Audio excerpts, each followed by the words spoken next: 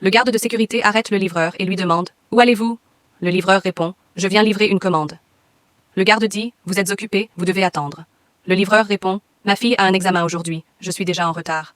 Le garde agacé dit « Vous ne comprenez pas. J'ai déjà dit qu'une conversation importante est en cours. Veuillez attendre ici jusqu'à la fin de l'appel. » La fille dit « Papa, si nous arrivons en retard, on ne me laissera pas entrer dans la salle d'examen. » Le livreur supplie à nouveau le garde, qui finit par céder et appelle le patron.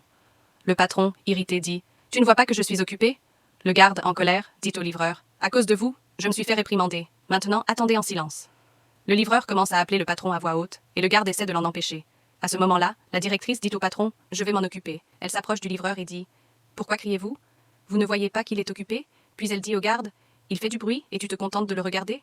Le garde répond « Madame, j'ai essayé de lui expliquer plusieurs fois, mais il ne veut pas écouter. » Le livreur dit « Ma fille a un examen. S'il vous plaît, recevez la commande. Je suis en retard. » À ce moment-là, un autre homme arrive et commence à appeler le patron à voix haute. La directrice demande « Qui êtes-vous et pourquoi l'appelez-vous de cette manière ?» L'homme répond « Ne vous mêlez pas de ça, je lui parle. » La directrice dit « Je suis sa directrice, je vais parler. » L'homme lui dit de se taire et appelle le patron à s'approcher. Le patron, irrité, dit « Comment osez-vous m'appeler de cette façon ?» Puis il dit à la directrice « Il m'appelle ainsi et vous ne l'avez pas empêché ?» La directrice répond « J'essaie de l'en empêcher depuis un bon moment, mais il n'écoute pas. » L'homme demande au patron « Comment vous appelez-vous et que faites-vous ?»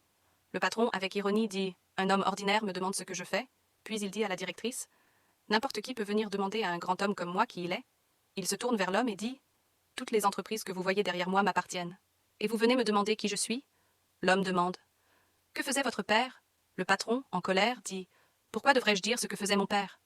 L'homme dit « Répondez seulement à ce qui a été demandé. » Le patron répond « Mon père était marchand ambulant. » L'homme dit « Votre père était marchand ambulant, et malgré cela, vous ne comprenez pas la situation difficile d'un livreur pauvre. » Le patron dit « Mon appel est plus important que sa livraison. » L'homme répond « Vous pouvez appeler plus tard, mais cet enfant ne peut pas passer son examen plus tard. » Le patron dit « Et si elle manque l'examen, qu'est-ce que ça change?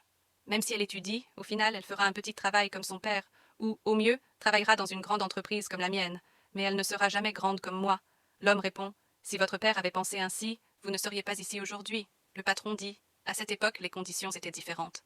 Maintenant, des gens comme nous dominent le marché. Nous ne laisserons pas les pauvres gouverner notre monde. Et ce n'est que la fille d'un livreur. Que peut-elle accomplir? » L'homme dit « Votre orgueil vous détruira un jour, aujourd'hui ou dans le futur. Celui qui travaille honnêtement et avec effort peut tout accomplir. Mais des gens comme vous ne le comprennent pas, car l'argent et le pouvoir les ont aveuglés. » Le patron demande « Vous me faites toute cette morale? Qui êtes-vous donc ?» L'homme répond « Toutes ces entreprises ont été construites sur ma terre. Je reçois chaque mois leur loyer. Si je le veux, je peux ordonner qu'elles soient toutes évacuées en 2 minutes. » Le patron panique. Morale, l'orgueil aveugle l'être humain, tandis que le travail acharné et l'humanité sont le véritable succès.